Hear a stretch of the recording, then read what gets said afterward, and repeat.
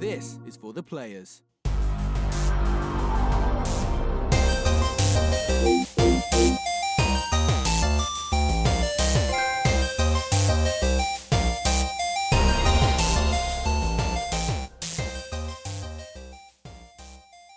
I'm Ryan Betson. I'm Josh Saunders. And this is for the players, the PopCulturists PlayStation podcast. Almost 40 years of playing PlayStation and 5+ years in the games media combined. We thought we'd throw our hat into the ring and join that PlayStation conversation. If you would also like to join the PlayStation conversation, you could do so every Monday morning at 9 a.m. Australian Eastern Standard Time. More conversation happens over on our Facebook community group, facebook.com/groups/the PopCulturists. But the most conversation happens over on our Discord, which doesn't have a direct link, but you can go to the said Facebook group, get the link, and join in that conversation too. What's the last one? You can contribute to the conversation if you head over to www.thepopculturist.com/questions. You can submit your questions for this show and our movie podcast, Popcorn, over there. We're happy to answer anything you have. And if you really happen to like what we do, jump over to patreon.com/thepopculturist. Check out the tiers there. There might be something there that interests you. That was a high energy intro, Ryan. That was solid. Yeah. Except for the part we kind of forgot. That's why I have my cheat sheet here. I appreciate the Every cheat week sheet. there's something new to spiel about. Yeah, because like we kind of, We've gone ever from growing. We've gone from never doing any kind of spiel ever Yeah. to just slowly filtering it in. And now that we've started, we might as well just say fucking everything. Yeah, get it all out of the way. Yeah. You know, just bury the leads. Like, hey, this is what it is. Thank you very much. Everything I just said will be in the description of the video as well. In case you weren't aware, I have a full player's shirt. And a cup. And a full player's mug. Yeah, thanks for getting me one. There is one. It's in the No, I kitchen. mean, shirt. Oh, the shirt. You're like, hey, check out our shirts. I'm like, that is a dressing gown. Yeah, because you don't like these all uppity I necks. don't. I Although really this don't. has an uppity neck. No, it's the material. This feels like cardboard. Yeah, it's not very solid. But you know what's horrible though? Is so not horrible, but for those watching at home, you're going to see nothing but advertising on this side of the screen because the whole point. Here, the logo comes there in the video, so it'll be just half the screen is just branding. Yeah, and then there's me. And there's you Oh, in well, blue. there you go. There's branding on there Branding too. on my laptop. If you I'll move that want into front. some for the players merchandise, let us know. Yeah, we don't have a shop, but if you're interested, we're happy to sort something out. We'll work something out for you. Hey, B man. Not bad. Not bad. Not bad at all. Yeah. Yeah. Not playing much. Yeah. Yeah. Remember I how... don't say not bad because I know you've got something brewing inside you. Oh, yeah, we'll get there. So, every week for a while, it was what have you been playing? Persona 5. Oh, fuck you. I hate you. And it was what have you been playing? Overwatch. Oh, fuck you still. And now it's Gwent. Fuck you. Because Gwent is fucking rad. Gwent has actually helped me with my study, believe it or not. Because That seems oddly suspicious. previously, you know, I'd wake up on my study day, which is normally a Thursday and a Friday, you know, and I'd be like, I'm going to put in 8 hours today. Going to do a whole day of the study. And I get about 3 hours in. Fuck you, laptop for turning off. Get about 3 hours in, and then I'm burnt out. I can't do the school. We're too old for school. I can't man. sit We're too there old. for an 8-hour block and do the same thing. As fun as I'm finding it at the moment, thankfully. So with Gwent, because I've switched from PS4 to PC, I'll study for an hour, do 2 rounds of Gwent, study for an hour, do 2 rounds of Gwent. Gwent helps break it up. And I couldn't use Overwatch to break it up previously because Overwatch really got me really high strung. As much as I enjoy the game, it doesn't put me in a good mood playing it. Whereas Gwent, like I said previously, even coming off a loss, I still feel fine because You understand where the I can loss happened. I can normally identify where the loss came from. I can identify my misplays. I can figure out what I could do better next time. So Gwent has helped me in that respect. So you know, firing on all cylinders. But the reason I switched from PS4 to PC with Gwent, I really enjoy playing it on the console. The controls are a bit meh, but if I can play a game on my PS4, I'll play it on my PlayStation. But the reason I've switched is because going forward, when Gwent comes out of open beta and does its actual full 1.0 release, CD Projekt Red have said that Sony have disallowed the sharing of your collection and your progress on PS4. So if you want to jump over to PC and keep playing there, you can't. It's separate accounts. Whereas PC and Xbox, I know they're the same ecosystem, They are literally essentially the the same ecosystem, but PC and Xbox are happy to share progress and go between them, and you know, you want to play on your Xbox for a while, and then, the kids come over and want to use TV, or you can jump on the computer and keep playing. And Sony even like, nah, we don't want to do that. But it doesn't, it seems like it wouldn't need, because it's not, PC uses the GOG launcher, which is like I guess similar to a Steam client, I guess, which Gwent runs off. So it's not like they'd be signing into a competitor's account, like remember how they're reasoning for not wanting to do what was the game? Minecraft, because you'd need to log into an Xbox account and PlayStation. Like, no, I get that, I can understand that, but Nintendo are like, it's cool, and then there's Rocket League, which you don't have to sign into any kind of account. So you're like, no, I'm not doing that either. So get fucked, Sony. I mean, I get it. I get it from the perspective that, they don't have to. And of course they don't have to. It's their, this laptop. Of course they don't have to. It's their system. They can do whatever the fuck they want. But their reasoning for not wanting to do Rocket League and to a lesser extent Minecraft was, they can't control the player interaction. They can't ban someone if they're saying nasty things or do all that kind of stuff because they're not in control. But Gwent doesn't even have a chat system. Like, the only way to interact is 6 preset taunts. Thanks. Bad move. Damn it. There's nothing else. So, I don't know. I can't say, I never expected that Sony and PC would have keep your collection. But yeah, they've worked together in the past. They have, with, like Portal 2 as an example. Yeah, and the main appeal of Hearthstone is that, even though it's PC and tablet, your progress is shared. So, you can play on your computer, and then if you want to chill on the couch... That's your Blizzard account. Yeah, you just grab your iPad and jump, So that... For playing CCGs, like collectible card games, that being able to play it in various places, to me, is really important. Look, I agree in terms of... Because if Hearthstone was ever to come to consoles, that would make sense. Because it's a Blizzard account. It's an external to any console manufacturer, right? But for this, in terms of situation, I don't see the ability for Xbox to talk to Microsoft as an impressive feat. Yeah, but see, even the Overwatch... the way I said it the other day, it's literally one guy shaking his own hand going, look at the two of us. Yeah, I get that. Look how good friends we are. We are totally good friends. You want in on this handshake. Like, no, you're fucking touching yourself. No, but what I'm getting at is there's no reason not to, except arrogance and pride. Look, it depends. Did they make a statement saying they wouldn't cross with Xbox or wouldn't cross with PC? No, CD Projekt Red... Sony haven't made a statement, but CD Projekt Red have said in an AMA about Gwent is that, we've reached out to all the console manufacturers that currently have Gwent, and sadly Sony have declined. So the console manufacturers have reached out to 2 people? Yeah, Xbox and Sony. Yeah. Well, maybe Switch, they haven't mentioned it. No, but I mean, like, they're like, we reached out to everybody, spoke to people. Like, and I think if they were to say... I think it's more likely...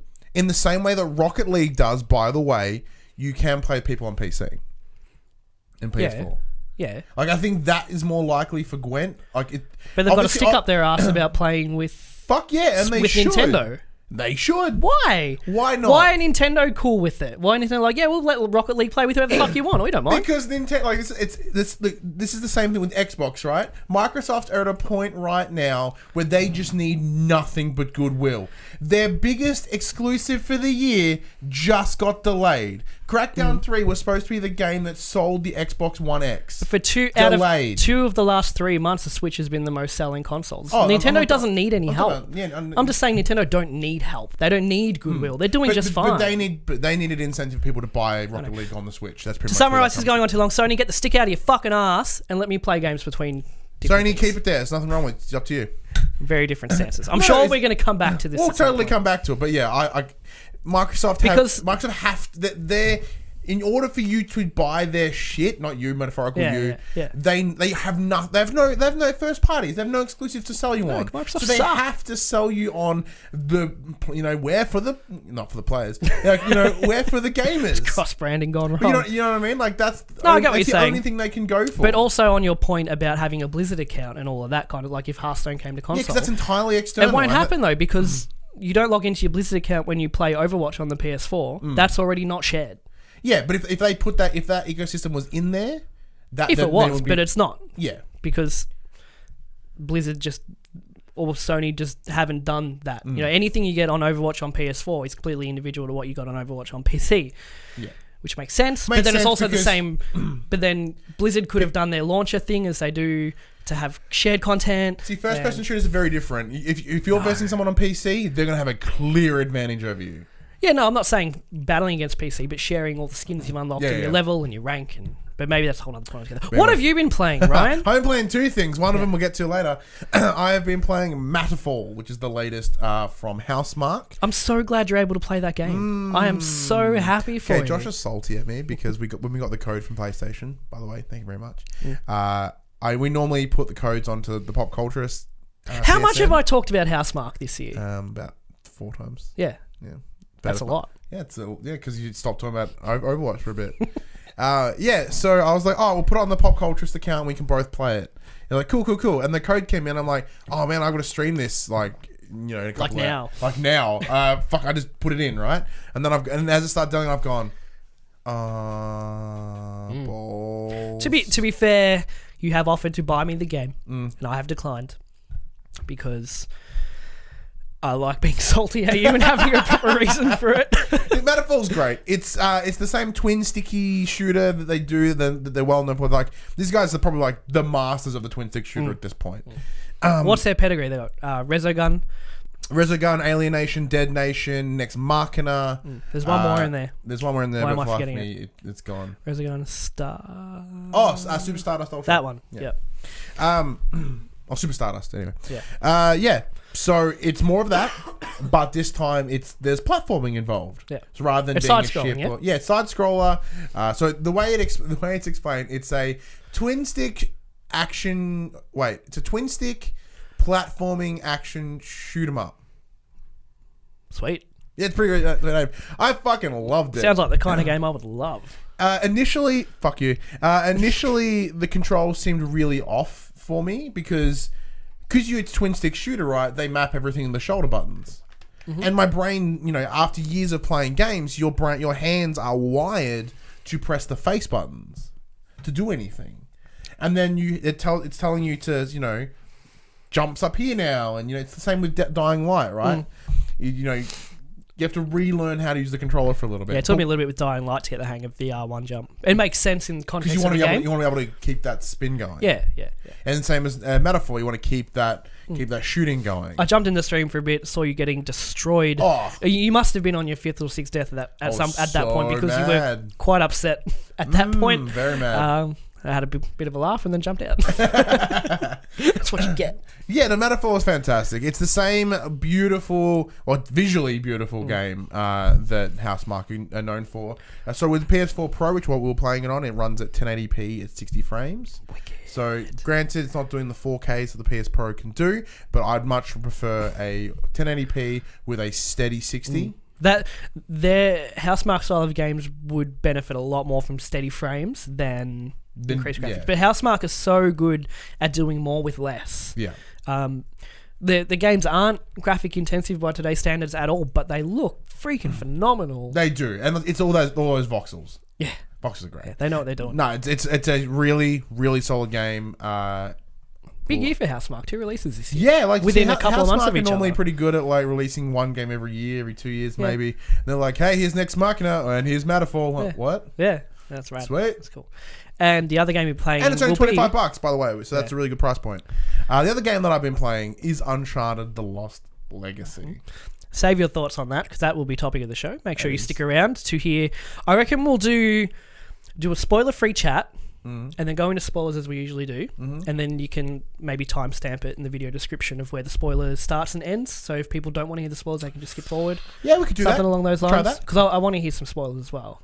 Or we could record a little separate 5-minute spoilers. I think that convolutes everything. I don't know. We'll talk about it. We'll see how we go. Yeah. You won't get spoilers if you don't want them without Of being course. warned. You will be told. That silence is because I was waiting for Ryan to segue into Sorry, the I news. was drinking a drink. Yeah. With your look at this. Yeah, because we're going. So we're done with what we've been playing. We're heading into the news of the week where we inform the players. Now, as is tradition, we're going to start the news for the players with some Overwatch news this week. Thank you so much. It's relevant. It's relevant. Blizzard is going to Gamescom next week and will be bringing a new Overwatch map and animated that's right now, short actually. with it. Gamescom's this weekend. So at time of recording, Gamescom is right now, so we should have some cool shit for next week. Yeah, we will. There are no concrete details on what we'll be seeing, but you probably know by the time this episode goes up. Spoilers. But we know there will be a new map revealed in the preview being shown on Monday, 21st of August, the same day as this releases. While the new short will arrive 2 days later during a live stream Blizzard reveal ceremony on Wednesday, August 23rd.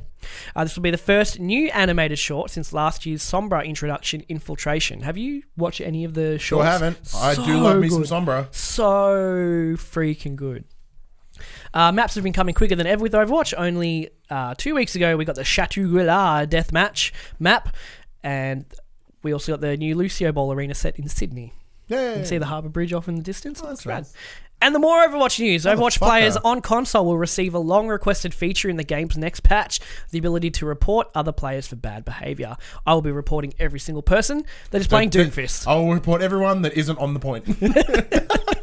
Also, fuck Doomfist. Yeah, fuck. It's hashtag fuck Hashtag Doomfist. fuck Doomfist. The change was revealed by director Jeff Kaplan on the Overwatch forums, who said, quote, reporting on console will be available when patch 1.14 goes live. Weird that wasn't there. What? Super weird that feature isn't there. Yeah, it is. The same patch that has deathmatch and team deathmatch modes that are currently on PCR. It's not clear when the patch will be released fully, but Blizzard have pretty quick turnaround. While PC players have been able to report players for toxic behaviour, cheating, or poor play for some time, console players have only been able to use the PSN and Xbox Live's own reporting tools, which are simply not as useful or accurate in pinpointing what the player has done wrong, like playing Doomfist. I hate that character so much. I hate it so bad. Almost had beverage come out my nose.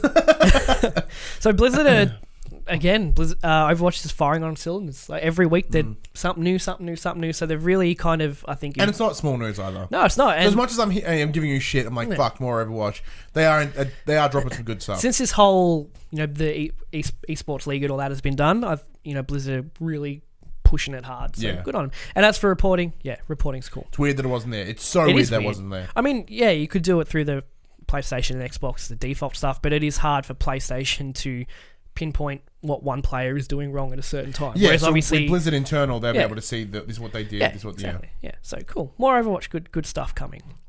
Speaking of good stuff coming, Compulsion Games has partnered with Gearbox Publishing to launch We Happy Few on April 13th, 2018. In addition to the previously announced Xbox One and PC releases, a PS4 version will also launch on the same day. The game will be available both digitally and retail for $60 US, or whatever that comes to down here. About $80. It's all over the 80, shop. $100. Unless you shop at a certain large retailer, it tends to be $99 or $109.95. Thanks to the studio's partnership with Gearbox, the scope of We Happy Few is expanding, and as such will feature a full-length story campaign played as 3 different characters or more more than 250 unique encounters. Each playable character has their own set of unique benefits, as well as their own dark backstory. Additionally, those who already own We Happy Few through early access or the game preview program will get the full game for no additional cost when it launches. Awesome. Good guys. We Happy Few is a first-person narrative-driven roguelike survival game by Compulsion Games. I'll just add this little blurb in there for people that don't know what it is. It is a tale of a plucky bunch of moderately terrible people trying to escape from a lifetime of cheerful denial. Set in a drug-fueled retro-futuristic city in an alternate 1960s England, players will have to blend in with its other inhabitants who don't take kindly to people who don't abide by their not-so-normal rules. So the trailer for this really gives me Bioshocky vibes. The trailer for this is fantastic. When it was shown, was it 2014 when it was first announced? 2014 and 2015, yeah. Yeah, it a few was years ago. Rad. Well, I remember with this seeing news, it. with this news came a new trailer as well. Yeah. And the new trailer has a very that Bioshock vibe. The whole thing, from what I gathered from the trailer, is the government forces everyone to take a tablet called Joy. Yep, makes you which all happy. just makes you happy. And obviously, some people don't want to be happy all the time. They want to be angsty. Throwback. You get it? Yeah, the game looked great. And I always thought this was going to be an Xbox One PC exclusive. It was up until this announcement and, the other day. Boom! Yeah, no, I'm stoked. I'm very keen And it's for that really game. impressive that they've announced that this ahead. It's April of next year. It's like 6 months, which is still reasonably turnaround.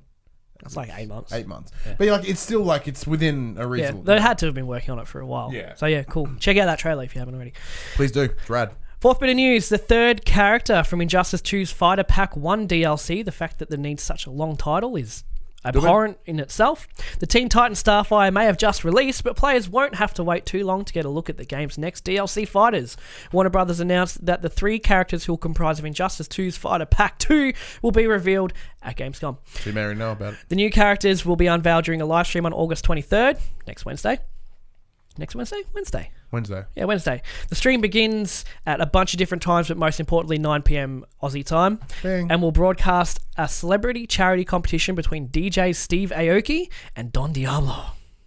The two will face off in a best-of-5 contest of Injustice 2. Fans can watch their live stream on NetherRealm's Twitch channel. That sounds awkward.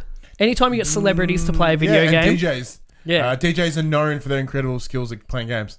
Are they? No. That's sarcasm. No, It's they're good a little sarcasm. bit. Totally true. So I know Jess will be keen. I think she's picked up all of the new fighters so far. Well, she bought Jess, one of our regular contributors. She put up the Ultimate Edition, so she gets all of the DLC characters. She's pretty keen. She likes going back in there and testing them out. Have you gone back to Injustice since you finished the campaign? I have not. No, I finished the campaign, and then I spent probably a good 2 weeks still playing it in the multiverse and getting new gear and playing online and playing all of that. But it's a fighting game. It does wear out. Would be curious to borrow it, but you know what? Probably wouldn't finish it. Well, we you seem to have turned a new leaf recently. We did get halfway through the campaign, so it's not like I have to go through the whole thing. A little bit less than halfway through, but yeah. Sweet, maybe. Welcome to borrow it. Number 5. After opening registrations last month, Sony has officially announced in a blog post that invitations are being sent out for successful applicants to the latest system update beta test, detailing key features in the process. So we did talk about the rumours. Was it GameSpot that announced last week? The someone got rumours last week and we talked about them, so Sony have gone into a little bit more detail. PS4 system software update 5 codenamed Nobunga makes a variety of changes across the board. There's heavy emphasis on how players manage their friends and families while using their PS4. A new family system rejigs the old master and sub-account hierarchy. Thank you so much. And allows for tailored parental controls for individual users. And a custom lists option replaces the old favourite groups to allow players to design their own list based on individual preferences. There's also plenty of love for those who like to broadcast their gaming, Ryan. With the previously rumoured Twitch update confirmed, 1080p 60fps streaming is now supported on Twitch for those who own a PS4 Pro. In addition, broadcasts can now be directly linked to communities, and spectator comments can now be made visible in VR mode, allowing broadcasters to connect more easily with their viewers.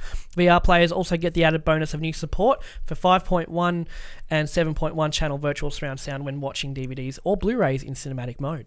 Oh yeah, that's cool. There are also some general ease of use updates. Music can now be directly shared in a message, allowing recipients to open the song on their PS4 mobile device. Cool. And notifications becoming more easily accessible through the quick menu. There's now also an option to turn off pop-up notifications while watching TV or other video content, as well as disabling message previews. That last one, turning off pop-up notifications. Anytime Alex is watching YouTube, Ryan Betson has come online. Dad, Ryan's online again.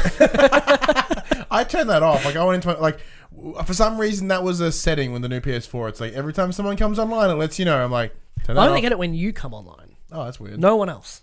I don't understand. So they're cool up. So there was a little graphic to go along with this about the parental controls. Yeah, explain that to me because I don't have that. James is way too young to give a shit. So what it looked like. How does it work for you? What I gathered from, or it doesn't change anything for me, but for let's say me and you were banging. We're a couple, right? All right, cool. We both have our own PlayStation accounts. Cool. Both have our own PS Plus, separate.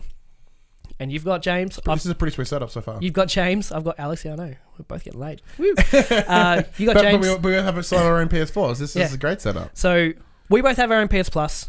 My son Alex has his account. His profile. James has his profile. Yes.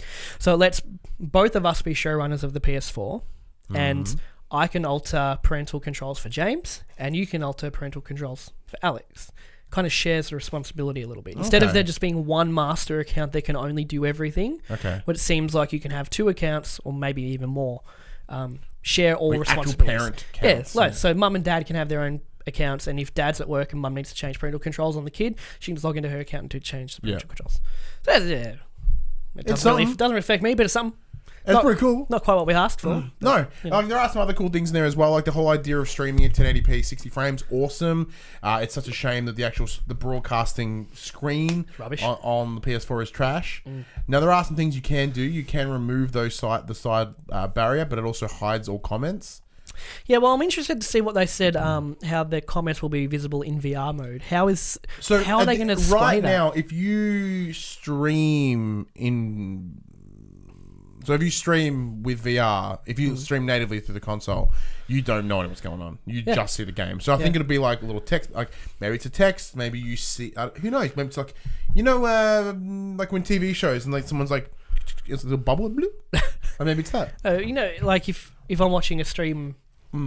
Like one of our streams on my phone, I turn it sideways. I get full screen with the bubbles on the side, but it covers an obnoxiously large amount of the screen. Yes. And gameplay. So I don't know. It'd be interesting to try out when they launch it. And the whole idea of the 5.1, 7.1 surround sound, that's awesome because that is 100% that cinema experience. Yeah. All to me is that goes maybe when PSX rolls around, maybe E3 next year, when they're like, hey, you can watch these conferences in VR. Yeah. You get that full surround sound. You get that It's like orchestra I'm there. all around you. Yeah. Well, and you can hear Shuhei next to you getting excited.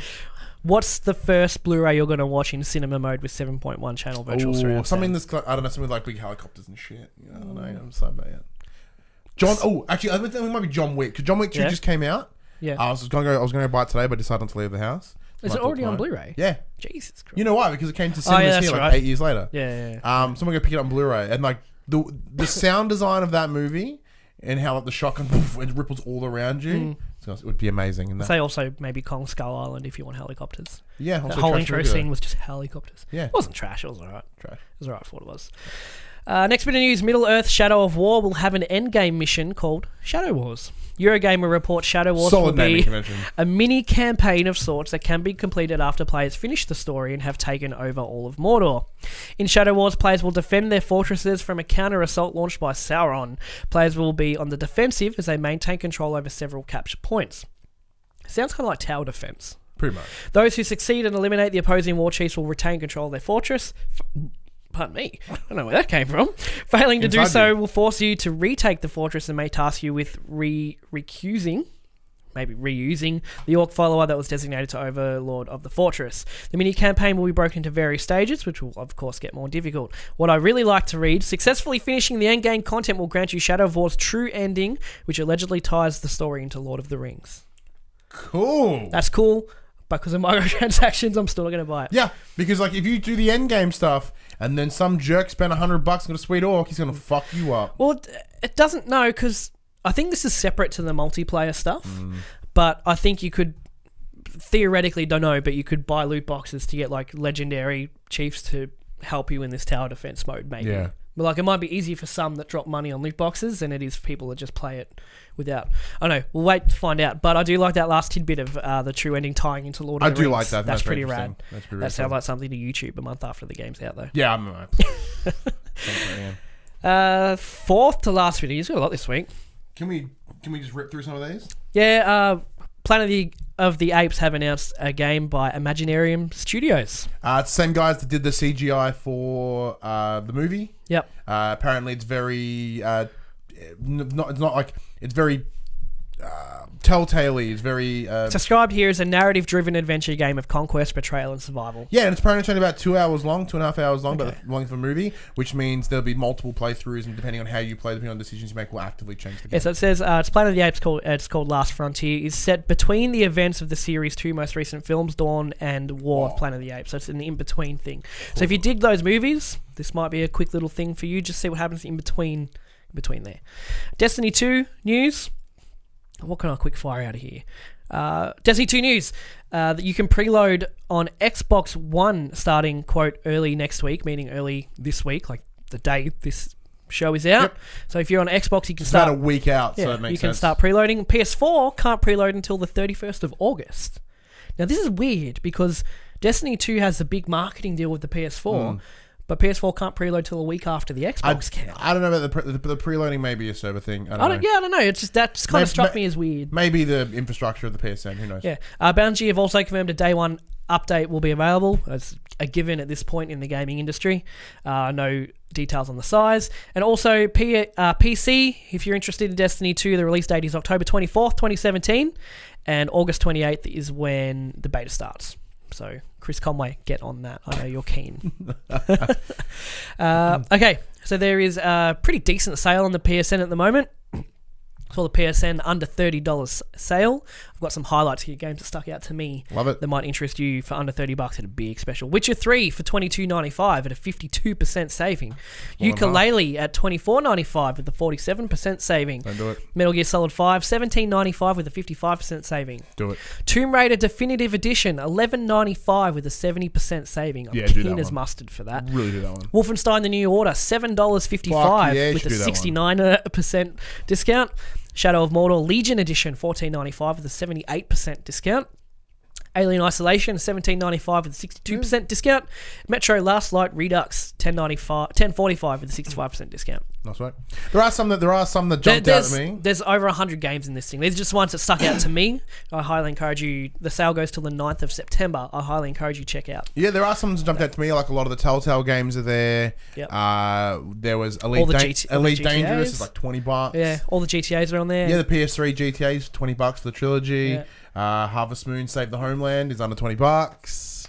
Don't know how I missed that when I was hyping this out. What else was there? And the Batman Return to Arkham, Yeah. 75% off, Yeah. down from $80 to $15. Yonder, the Cloud Catch Chronicles is already on sale, $17.95. Good. We talked good about that game a few weeks weeks ago. ago. I love that game. It was 2 weeks great. ago. But out of all of that, I already bought The Witcher 3. It's preloading now. I have Elite Dangerous in my cart as we speak. Gwent has Consumed you. tickled my scrotum And in the Witcher season universe. pass is like $18 or something, yeah? Yeah. So the DLCs are on discount individually, but the season pass is also on a discount. But I think I'll pick up Tomb Raider Definitive as well because $12 seems like a fucking great price. It's good still.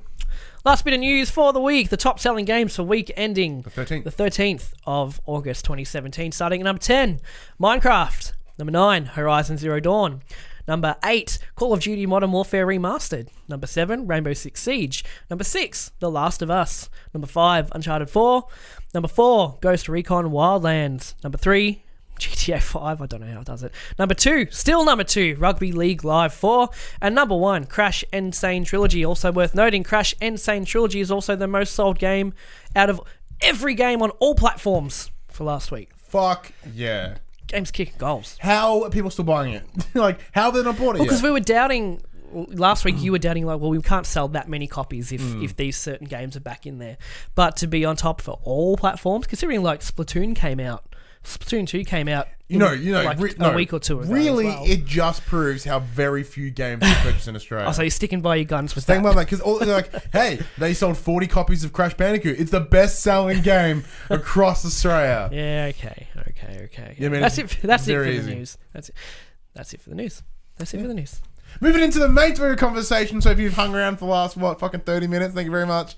This is our review chat about Uncharted The Lost Legacy, the latest standalone DLC-ish game from Naughty Dog. It focuses on two characters, Chloe and Nadine. Chloe, who you'll know from Uncharted 2, Nadine, who you know from Uncharted 4. They team up to go and get the Tusk of Ganesh. So they spend a lot of time throughout India. They didn't just find things. a random elephant and snap its tusk off, did it? Sure didn't. So worth noting, this will be spoiler free until we say so. That is correct. Also worth noting, I have not played the game. Worth noting, I'm going to quickly check the embargo. Give me some, because I'm what we can and can't talk about. Well, this goes out when the embargo's up anyway. Yeah, there's a different embargo. There's like a spoiler. How many embargoes did they send through? Just the one. What do you want me to say? No, just ask me some questions.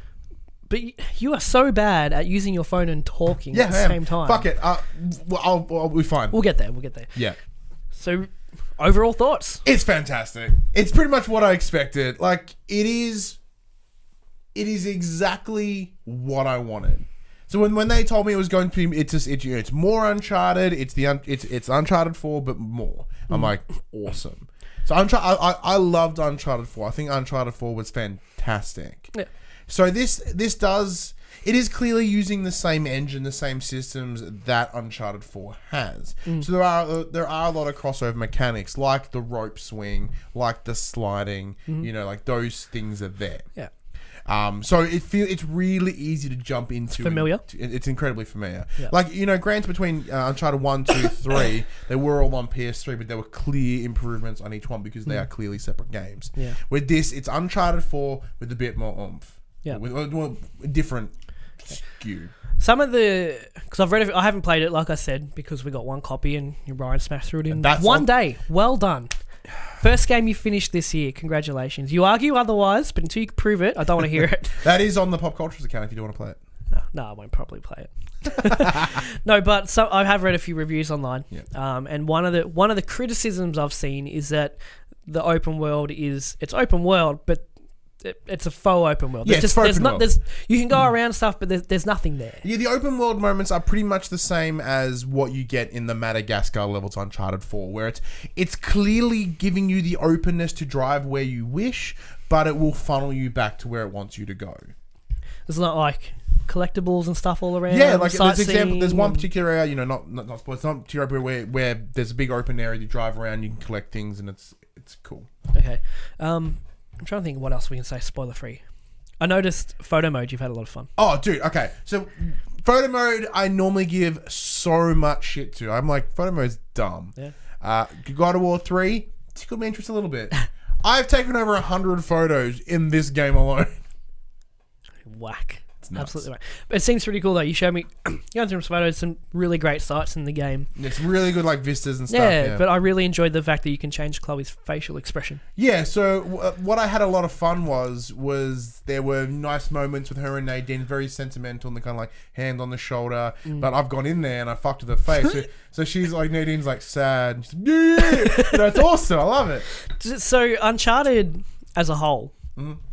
Is so reliant on the relationship between the three main characters, Sully, Elena, and Nate.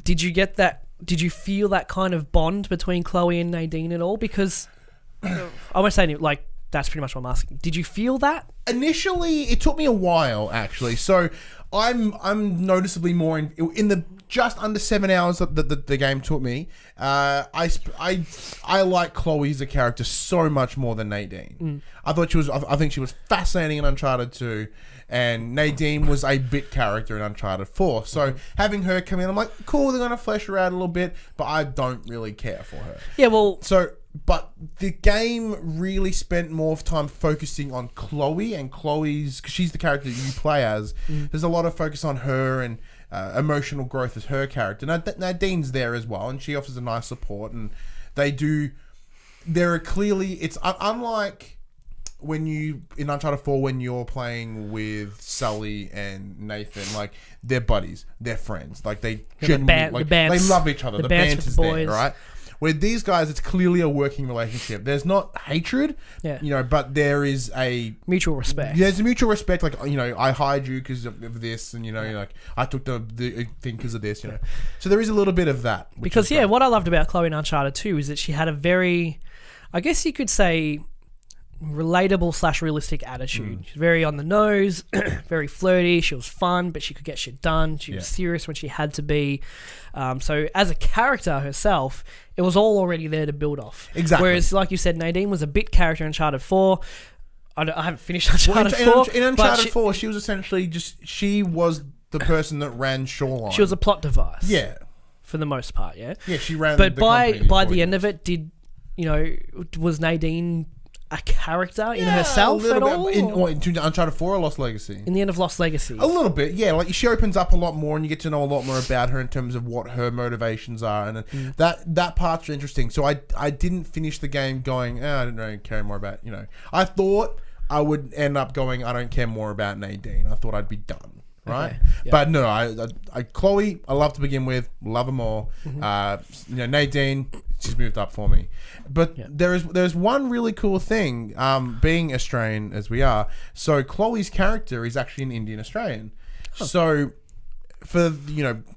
because you spend the time in India, she knows all that Indian history and whatnot, and they talk, because I didn't quite click on it straight away. Like, I was listening to her talk and her act, and the actress. I think it's Claudia Black. I'll find out. 'Cause she's in like Stargate and stuff. So, and she kind of looks like Chloe, which is really weird. So hearing the voice, I'm hearing these weird Aussie twangs, and it's kind of what the fuck is this? So then they've actually, you're right, Claudia Black. Yay! Well done. They've actually put it in as part of the character of the story. So her father was really invested in treasure hunting and being an archaeologist, and he was concerned that in the same way that with this game as you get next level, like dangerous, right? Yeah. To keep Chloe and her mother safe, he sends them to Australia. Oh, okay. So that's what. So you have this a character with Indian heritage, with an oddly English accent, but with a lot of Australianisms coming through. Like her accent dips between Australian and English. Okay. And it's all in like bloody hell, twangs on dickhead. It's just like asshole. It's these different inflections, and it really adds like. What could have sold it if you dropped a C-bomb? You go, okay, definitely Australian. What's really impressive is there's an exact moment where she's telling the story of her father and mentioned that I was sent to Australia with my mother, and I've gone, oh, that explains the accent, and then Nadine goes, oh, that explains the accent. Ah, nice. I love it when games are smart enough to know what you're thinking or where you'll be thinking, and that's really cool for that. So, given the whole experiences, if someone, because you can buy this without owning any Uncharted games, if someone bought the Lost Legacy without ever touching Uncharted, maybe knowing Nathan Drake just by name, would they enjoy this game? Yes. Yes. There are references to the Drake brothers. But is it... Because that's obviously... Because with these two characters sort of, around Uncharted 4, they do mention both Nate and But Sam. is that integral to the story, or is it just kind of throwaway lines just to add... It's throwaway lines to add to the world building. It's not a key plot device, which is really cool. I'm trying to think where I was going somewhere with that, and I completely forgot where I was going. Too hyped. Yeah, it was too hyped. Oh, that's right. So... Speaking of Tomb Raider for like what, $15, whatever. Yeah. This, there is a big, in true Uncharted fashion, there is a big, It's always that one set piece. Big final set piece, right? Yeah. So the big final set piece, awesome. But up until that, it didn't have. So Uncharted's pretty bombastic, right? But it has a lot of downtime, which is really cool. It felt like a lot of downtime. Pacing of Uncharted games is fucking incredible. Oh, the pacing of this was fantastic as well. Like, I enjoyed it more. Like, thinking about Tomb Raider, because Tomb Raider is just like, we're trying to be Uncharted unapologetically. Yeah. Like, Lara Croft is trying to be Nathan, in these new ones anyway, right? She's trying to be Nathan Drake, but with a woman, and then it's the. Having said that, she was first. Yes, but I'm talking about in the new ones, right? Okay, yeah. Personally, I think Chloe. So. If PlayStation Australia, as I mentioned for Slavy sending this copy, if they want to take a quote grab, it is step aside Lara Croft. There is a new woman. There's a new action woman. New female treasure hunter. Yeah, there's a new female treasure hunter. I don't like doing this. I hate rating things, but out of 5, what do you give it? See, like Uncharted 4, like although I didn't review it at the time, I would have given it like an easy like 9. I think it was like 9.5 or 10. Like that was just the game was just a little long. Okay. But other than that was fantastic. I think actually no, fuck it. That game was a 10. Yeah. So this is a good 9.5. We do out of 5 though. That's what I'm saying. Out of 5 in that case. Since when have we rated out of 10? I don't know. I've always thought my brain was thinking about. I've been thinking about 10 all day. So yeah, Uncharted 4, 5 out of 5. Yeah. This, if I could, 4.8. Like it's fucking fantastic. It is almost perfect. Yeah. Oh, great. But like for the life of me, I couldn't even tell you. Like it's only because it didn't have that Uncharted momentum at the start, and it kind of left me feeling flat for most of it. Yeah. But then there was a point, and at that point, it just became an Uncharted game. Sweet. It actually settled a lot of concerns I have. I was worried that we wouldn't have an Uncharted game without Nathan Drake. Yeah. You totally can, and it's still amazing. So, I guess what you just said is framing Uncharted more as the experience than the characters. Like it did hit all the beats that Uncharted has, and granted, the Nathan Drake trilogy is so centered around Nathan Drake, and he's very integral. This shows that Naughty Dog, as developers, as story writers, they have the ability to create incredible characters that you care for. Yeah, and like even way more than you think you should. Okay, sweet. Speaking Maybe of, I gotta play it. I think we had some questions. I think we'll skip spoilers altogether. I think you've summarized it pretty well there without needing to talk spoilers. Let me just pull up. We had some questions. Dave Chataway asks, is The Lost Legacy a continuation of Uncharted 4? As I mentioned, yes, it is. It takes place pretty much right after. Well, not right after. A little bit after.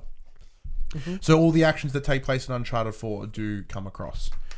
And I think, where are we? All these things are just going everywhere. I get too many notifications. Jake Donovan asks, loved Uncharted 4. Am I going to love this as much? It all comes down to what you love about Uncharted. As much as I love Nathan Drake, I think Nathan Drake is an incredible character, and that easily one of my favorite video game characters to ever exist. Yeah. Like, there's a reason that I went and bought collector's edition. I normally don't buy them, but I needed that fucking Nathan Drake statue. Yeah, I got it too. So it depends what you love about it, Jake. If you love Nathan Drake and that's what you love about it, then you might be disappointed. You might not have that same level of just, awesome. But if you love how it plays and how Naughty Dog has the ability to write tremendous characters, even in a short 7 hour, 7 hours is not by any stretch a short game, but it articulate. Come on. They can still get majority of that character growth and development that you get out of it. The easiest way to say about this is not really spoilers, but are you sure? Yes. Are you 100% sure? Yeah. So what they've essentially got is just some of the big plot points that what the Uncharted feels like. Not plot points, as in like the key things that make an Uncharted game an Uncharted game. They have just picked them and made it into a shorter experience. Uncharted games only run about 10 hours anyway, as it is. So normally when you play Uncharted, there's a little bit of a slow burn at the start, which is just building up characters, setting up the scene.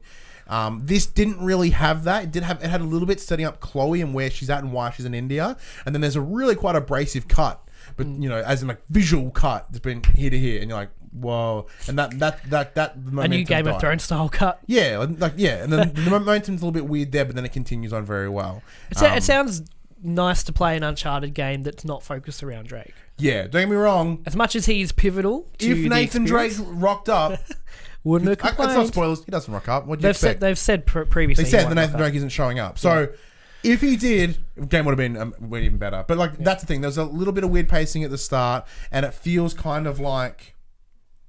I think you gave this analogy the other day from someone else's review. So if you were to have 3 parts that make an Uncharted game, like the first, middle, and the end, it is essentially the middle part taken out.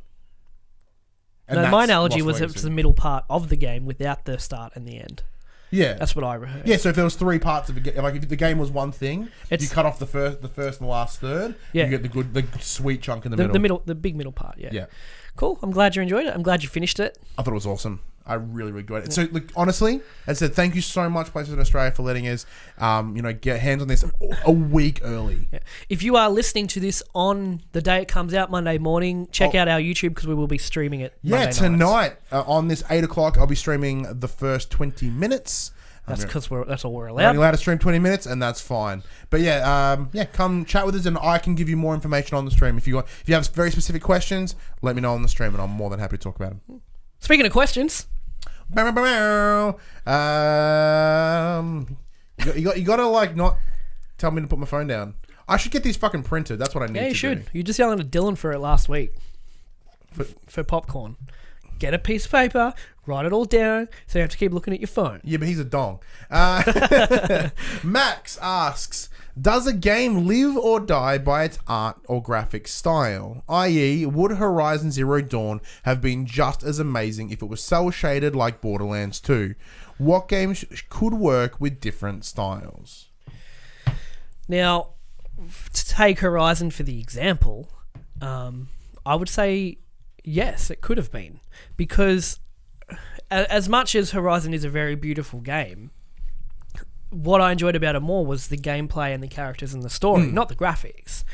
But graphics are a huge part of a game's identity as well. If you took Call of Duty and gave it the Borderlands cel shaded treatment, it'd be fucking trash because that's not the identity of Call of Duty. You know what I mean? Yeah. Maybe, what do you think? I think it did. I think the graphics does play a very integral role, and I think the tone of the game would have completely altered if it was something different. Simply because, although it is a futuristic post-apocalyptic game, it is very much based in the real world. So if it looked cartoonish or not quote unquote real in any way, it would instantly lose all of its impact. Not all of its impact, it would take a big hunk out of its impact. It's hard to say in retrospect because we've already experienced Horizon as it is. If it from the very start had a different graphic style, I think there would be no expectation for anything different. Yeah, but for me, I have a PS4 Pro and a 4K TV. Like, I am the target audience for pretty shit. Yeah, I'm the opposite. I've been quite vocal is that graphics they're just not for me. If the graphics are good, fucking awesome. I Great. think they certainly have. But for me personally, I need glasses, for example. I need glasses to see and to drive. I should be wearing them now because I can't even see us on the little camera screen there. But half the time when I'm playing my PlayStation, I'm not wearing them because the fidelity of the graphics doesn't worry me most of the time. I wear them when I play Overwatch That's because so it's... weird. Well, Overwatch... No, it's weird that you don't wear your glasses because everything's haze. Yeah, but... I don't know. Well, yeah, glasses. Maybe that's why graphics aren't a big thing for me. Because I'm so accustomed... You're just used to everything being blurry. Everything being shit. But no, like... For me, games have always been about, story and presentation and, all of that kind of stuff. And graphics are supplementary to a game. Yeah, don't get me wrong. An incredible game lives or dies by its story and its gameplay. Now, graphics are they are an integral role because they can help those other two. Yeah, it's a supplementary It's a Venn diagram. In that Venn diagram, you need the graphics for that perfect circle in the middle. Or a graphic that complements... the other two. Yeah, I think what you're best doing in terms of designing a game, figure out your story, figure out your setting, and then decide the graphic style that would suit like Stardew Valley, right? Stardew Valley, it's side 2D, isometric, like it really benefits that game because it's a simple game. You know what I mean? But you wouldn't complain if Stardew had the Witcher 3 graphics, though, would you? No, I wouldn't. An example is like I played Farming Simulator, which can run at 4K and it's very visually pretty. Yeah. But it's because it's a farming simulator. That's where its strength is. Yeah. Next question. Yeah. Next and final question, I should say, comes from Jess. Kids games. With Disney Infinity being discontinued in 2016 and Activision having no plans to add to their Skylanders games, do you think that we are at a point where the games industry is no longer looking at children as a potential market? As you know, I have two boys who love to game, but to find games that are A, appropriate for their ages, and B, not Minecraft is getting extremely hard. Thank goodness for emulators. It feels as if even though consoles were marketed as toys way back whenever, they have grown to a point that they feel exclusive to adults, those who have grown with the video game industry. What is your take on this? Now, I think Minecraft has made everyone give up trying to make new fucking games for kids because it just dominates so much. For me, the average age of the gamer is 33. You know what I mean? This isn't the 80s anymore. This is in the early 90s. Uncharted, Lost Legacy wouldn't have existed back then because they were like, there is no market for this. The target audience for gamers is not kids, it's the people who grew up with the games. That's our generation. That is the target audience. We knew it from as long as we can remember for the most part. Brings us into now. So, we're lifelong committed. Now, on finding games for kids that's appropriate, don't take ratings as what's appropriate or not. We've discussed it before. As a parent, it's up to you to decide what's appropriate for your kid. You know what they can take. You know what's too much. You know the games. You know the elements in a game that you don't want them to see. So I've used this analogy before. GTA 5. My 8-year-old kid would never play it because there's too much of everything in that game. You know what I mean? A bit like violence he can take, but not the sensory overload of violence and sex and swearing and gore and all of that in one massive fucking package in his face. That's too much. But for example, a couple hours before we recorded this, my son, he's 8, fired up Bioshock for the first time. He had the time of his life when he falls off the ledge and the little sister and the big daddy comes and then the big daddy skewers that guy on the wall with his hand thing. He's like, Dad, this is radical. I'm like, yeah, it is, man. But I do get what you're saying, and I've bought a lot of games for him over the years that are targeted at kids, for his age bracket, and they hold his interest for like an hour, and then he never touches it, with the exception of Minecraft. Of course, we still go back to that every now and then. I think it's difficult because Minecraft does have such a big stranglehold on that demographic of gamer, the age 4 to 12 or whatever, however that fits, that I could imagine from a publisher's perspective to just be like, don't bother. Minecraft has that market cornered. If there's a game I can suggest, it's not on console, it's on PC, it's called Roblox, Roblox. It's an online game where you make your avatar, you log in. It is an MMO, but it does have extremely good parental controls. The game is targeted at kids, and from what I've seen, the Roblox owners handle that extremely well, where there's just mini games galore, and you take your avatar through all these different mini games with 10, 15 other kids and all that. Out of everything my son plays, from Overwatch to Call of Duty to Bioshock to Uncharted, Roblox is his favourite game because every time he logs into it, it's a brand new experience for him, and it is exactly his demographic as well. But yeah, I think to summarise that, Minecraft just has a stranglehold on kids, and I can see why publishers don't want to touch it. We're at such a good time now to be a gamer, to be a gamer parent, right? There is games everywhere for everyone.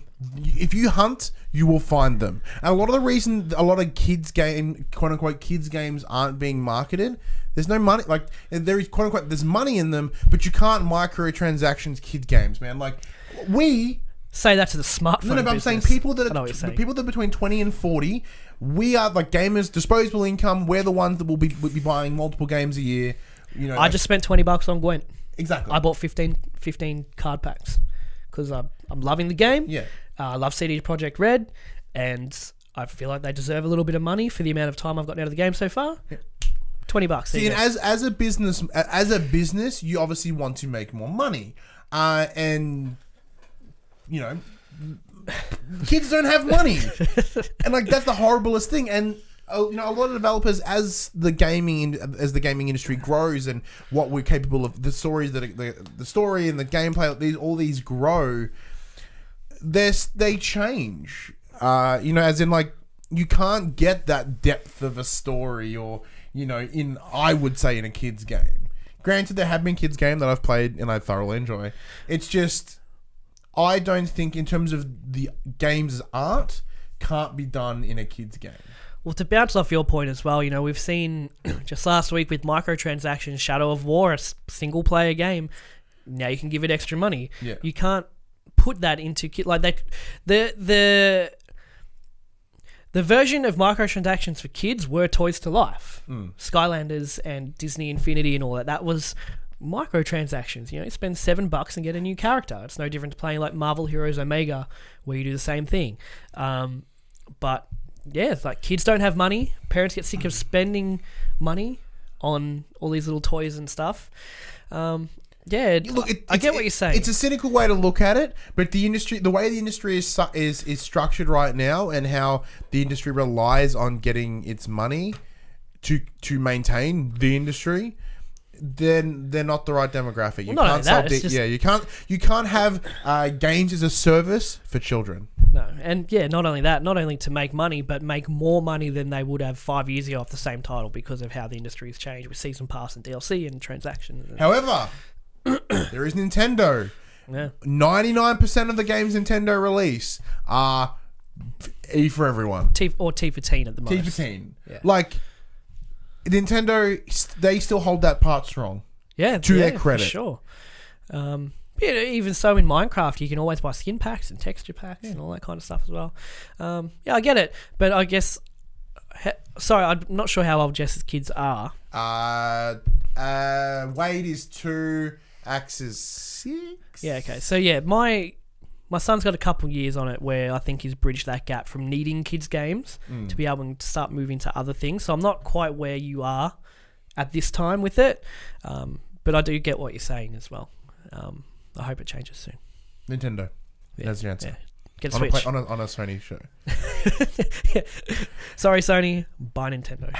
And before we jump into the drop and we talk about what games are coming to the players, there's a little thing that you wanted to bring in called From the Trailers. From the Trailers. This will be a segment, hopefully every week, if there's anything worth it. Trailers that we want you to check out. So today we got a trailer for Fishing Planet. Now, this game comes out at the end of August. It's a fishing game.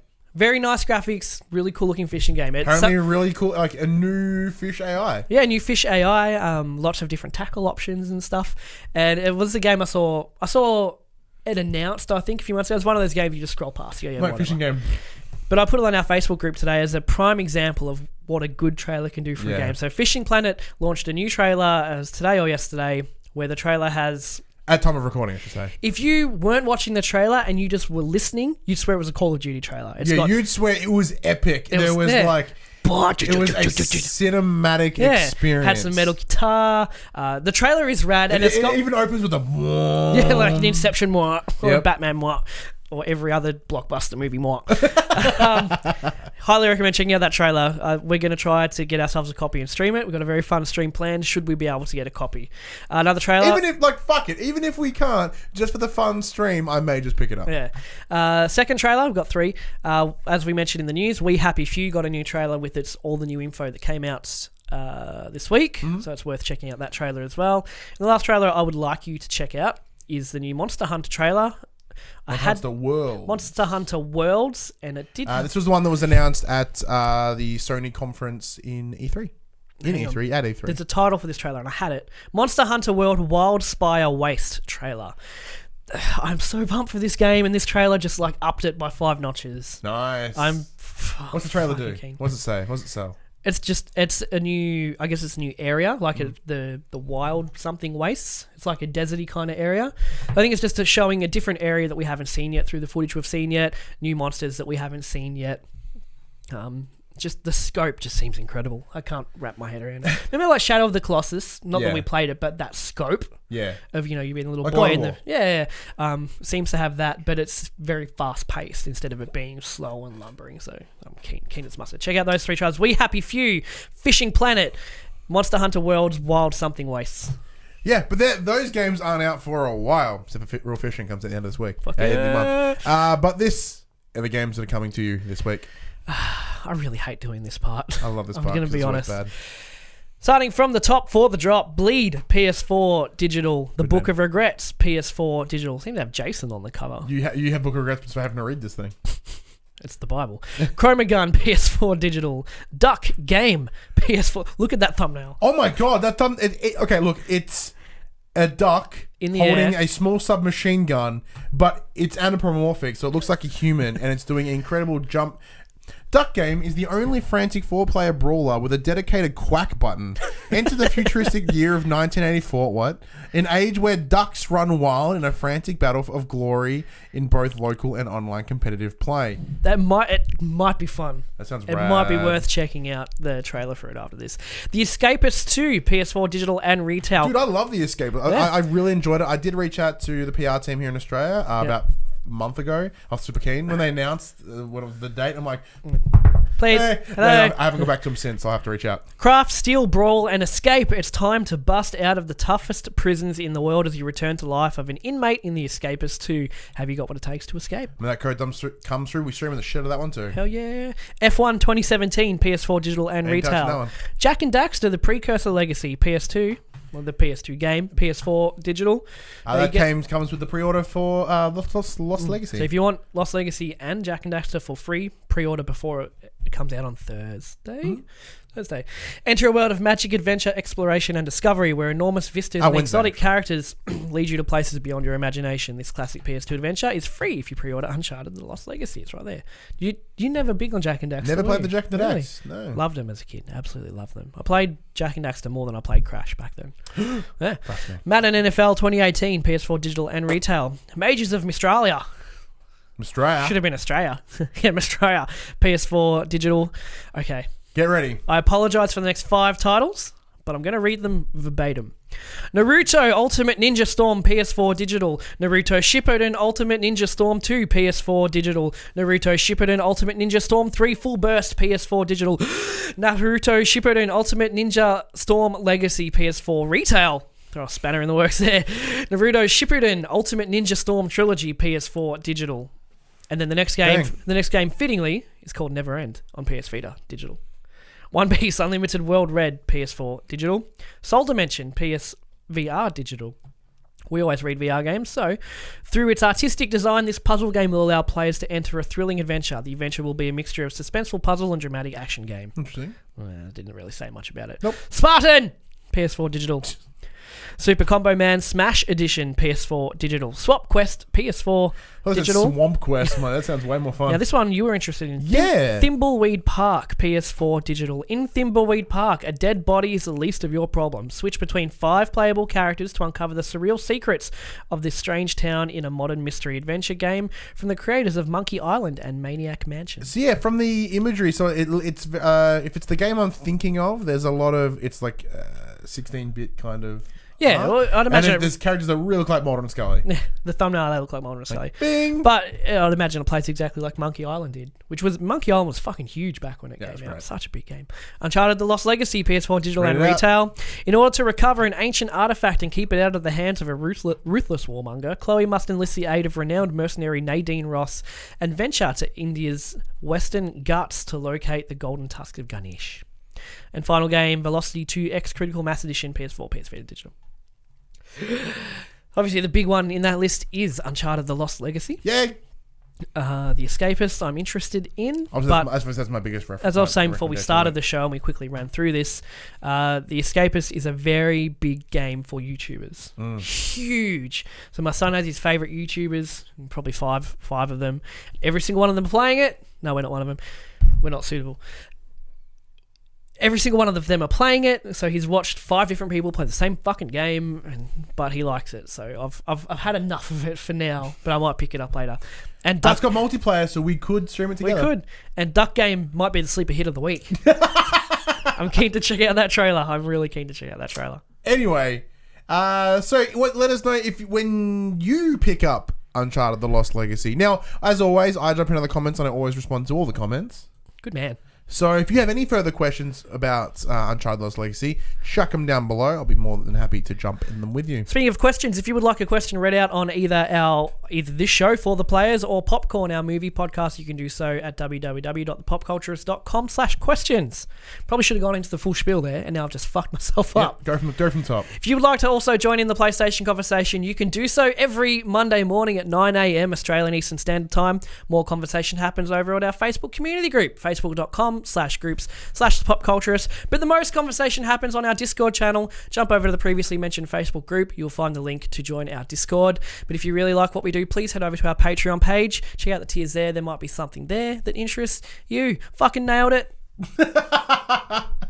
I'm Ryan Besson. I'm Josh Saunders. And that was for the players.